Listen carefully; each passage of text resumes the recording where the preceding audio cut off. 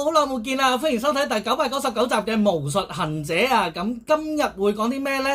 咁今日會講一個叫做 Road Opener 路路通嘅儀式啊，即係打開你所有嘅道路啦，所有嘅枷鎖啦，令到你嗰個前路可以十分之順暢啊嘅一個儀式嚟嘅。咁我哋準備嘅材料好簡單嘅啫，咁我只需要有鹽啦，圍成一個圈啦，然後有肉桂粉，都係跟住好似4條路咁樣打個十字形啦。咁最後呢，就有4塊嘅呢一個月桂葉啦，咁就會擺喺嗰4條路上面嘅。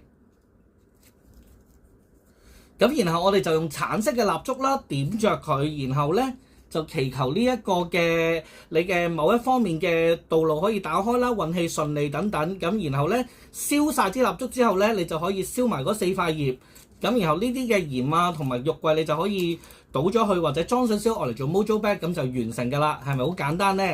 咁今日嘅巫術行者就會講到嚟呢度啦。咁如果想知多啲嘅，或者想了解多啲巫術嘅系統，甚至乎係想學巫術嘅咧，都歡迎聯絡我。好，咁今日就到呢度啦，拜拜。